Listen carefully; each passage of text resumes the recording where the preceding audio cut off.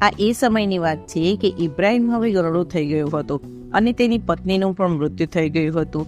ઇબ્રાહિમ વિચારતો હતો કે પુત્ર ઇસ્હાકનું જલ્દી લગ્ન થઈ જાય તો સારું, કેમ કે હવે તેની ઉંમર થઈ ગઈ હતી.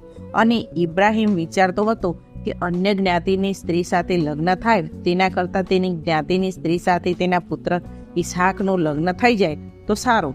આમ વિચારીને તેણે તેના સૌથી વિશ્વાસપાત્ર નોકરને બોલાવીને કહ્યું કે તું જા અને જ્યાં અત્યારે હું રહું છું ત્યાંથી નહીં, પણ મારા કુટુંબીઓ, મારા જ્ઞાતિબંધીઓ જ્યાં રહે છે તે દેશમાં જા અને ત્યાંથી મારા પુત્ર માટે એક કન્યા લઈને પસંદ કરીને આવ. ત્યારે તે નોકર ઇબ્રાહિમને કહ્યું કે જો ત્યાંની સ્ત્રી અહીં આવવા માટે તૈયાર ન થાય તો હું તારા પુત્રને તે દેશમાં લઈ જાઉં. ત્યારે ઇબ્રાહિમે કહ્યું કે સાવધાન, એમ ન કરતો, કેમ કે પરમેશ્વરે મને કહ્યું છે કે જ્યાં તું રહે છે ત્યાં જ તારો વંશાવેલો હું આગળ વધારીશ અને મારા દૂત મોકલીને હું તારું કામ પૂર્ણ કરીશ. પરંતુ જો તે સ્ત્રી અહીં આવવાની ઈચ્છા ન રાખે તો તું તારા વચનથી મુક્ત થઈ જઈશ. કેમ કે ઇબ્રાહિમે તો નોકરને તે દેશમાંથી કન્યાને લાવવા માટે સમ આપ્યા હતા.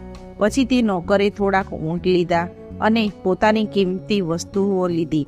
પછી તે અન્ય એક નગરમાં આવ્યો અને તેને ઊંટોને બહાર બેસાડે. પછી એમ બન્યું કે નગરમાંથી સાંજના સમયે ઘણી સ્ત્રીઓ પાણી ભરવા માટે નગરમાંથી બહાર નીકળી અને કૂવા પાસે પાણી ભરવા માટે આવવા લાગી. પછી તે નોકરે પરમેશ્વરને પ્રાર્થના કરી અને કહ્યું કે હે પરમેશ્વર, અત્યારે ઘણી બધી સ્ત્રીઓ નગરમાંથી પાણી ભરવા માટે આવી છે, તો હે પ્રભુ, તું એમ થવા દે કે આ સ્ત્રીઓમાંથી જેને હું કહું કે મને પાણી પા, ત્યારે તે સ્ત્રી પાણી પાવા માટે રાજી થાય અને મારા માલિકના પુત્રની પત્ની થાય, તેમ તું થવા દેશે. અહીં આપણે એ જોવું જરૂરી છે કે જ્યારે ઇબ્રાહિમના નોકરે તે સ્ત્રીઓને પાણી ભરવા માટે આવતી જોઈ ત્યારે તેણે એમ ન વિચાર્યું કે લાવ હું આમાંથી કોઈ એક સ્ત્રીને પસંદ કરી લઉં, પરંતુ એણે એમ વિચાર્યું કે હું પરમેશ્વરની પ્રાર્થના કરું અને તેમની નિશાની માંગું. જ્યારે આપણે કોઈ મહત્વનું કામ કરવાના હોઈએ ત્યારે પરમેશ્વરની પ્રાર્થના અવશ્ય કરવી જોઈએ અને તેમનું માર્ગદર્શન મેળવવું જોઈએ. કેમ કે નીતિ વચનના 3 અધ્યાયમાં 5મું અને 6 વચનમાં જણાવ્યું છે કે તારા ખરા હૃદયથી યહોવા પર ભરોસો રાખ અને તારી પોતાની અક્કલ પર આધાર ન રાખ. તારા સર્વ માર્ગોમાં તેની આણ સ્વીકાર, એટલે તે તારા રસ્તાઓ પાતળા કરશે. પછી આગળ એમ બન્યું કે રિબકા નામની એક સ્ત્રીએ પાણી ભરવા માટે આવી. તે અત્યંત સ્વરૂપવાન અને સુંદર સ્ત્રી હતી. ત્યારે તે નોકર દોડતો ગયો અને તે સ્ત્રી પાસે જઈને કહ્યું કે મને પાણી પા. ત્યારે સ્ત્રીએ તે નોકરને કહ્યું, લો મારા મુરબ્બી પીઓ. પછી તે સ્ત્રી રિબકાએ તે ઇબ્રાહિમના નોકરને કહ્યું કે હું તમારા ઊંટોને પણ પાણી પીવડાવીશ. પછી તે ગળામાંથી પાણી હવાડામાં ખાલી કર્યું અને દોડતી જઈને ફટાફટ પાણી ભરી લાવીને હવાડામાં રેડતી ગઈ. ઊંટોએ પણ ધરાઈને પાણી પીધું. ઇબ્રાહિમનો નોકર અચંબિત થઈ ગયો અને આ કાર્યને જોઈ રહ્યો.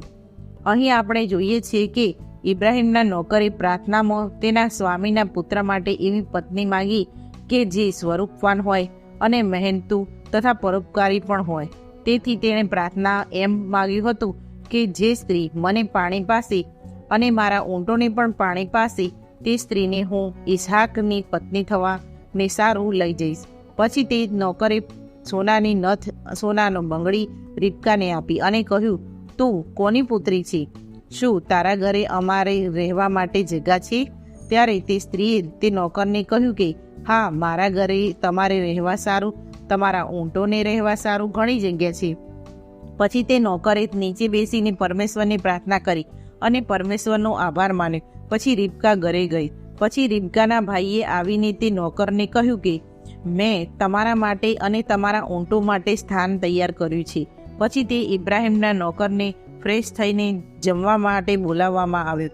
ત્યારે તે નોકરે કહ્યું કે જ્યાં સુધી હું પૂરી વાત ન જણાવું ત્યાં સુધી જમવા બેસીશ નહીં.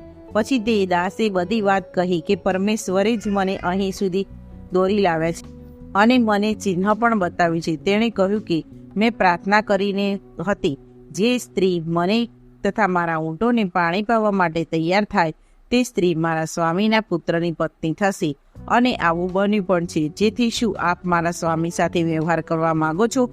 પછી તે રિબકાના પરિવારના લોકોએ કહ્યું કે પરમેશ્વરની આજ્ઞા હોય તેમાં અમે કશું ન કરી શકીએ, અમે રાજી છીએ. રિબકાના ભાઈએ દાસને કહ્યું કે જા, રિબકા તારી સામે જ છે, તેને તારા સ્વામીના પુત્ર માટે લગ્ન કરાવવા માટે લઈ જા. પછી તે નોકરે પરમેશ્વરને પ્રાર્થના કરી અને આભાર માન્યો. પછી રાત્રે બધાએ જમણવાર રાખ્યો અને ભોજન કર્યું. પછી તે નોકર જે કિંમતી ભેટ સોગાદો લાવ્યો હતો તે રિબકાના ઘરના સભ્યોને આપી. પછી વહેલી સવારે તે નોકર ઉઠ્યો અને રિબકાને લઈ જવા માટે તૈયાર થયો.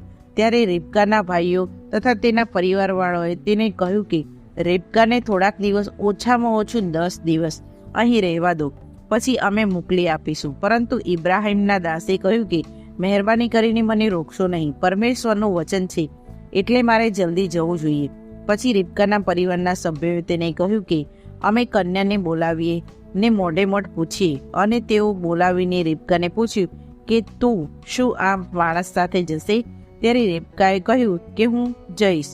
પછી રિબકા તથા તેની દાસીઓએ ઊંટ ઉપર બેસાડીને વિદાય આપવામાં આવી.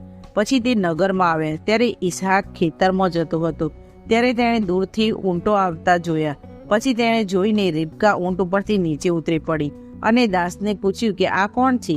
ત્યારે દાસે કહ્યું કે આ તારો પતિ છે. પછી તે બંનેના લગ્ન થાય છે.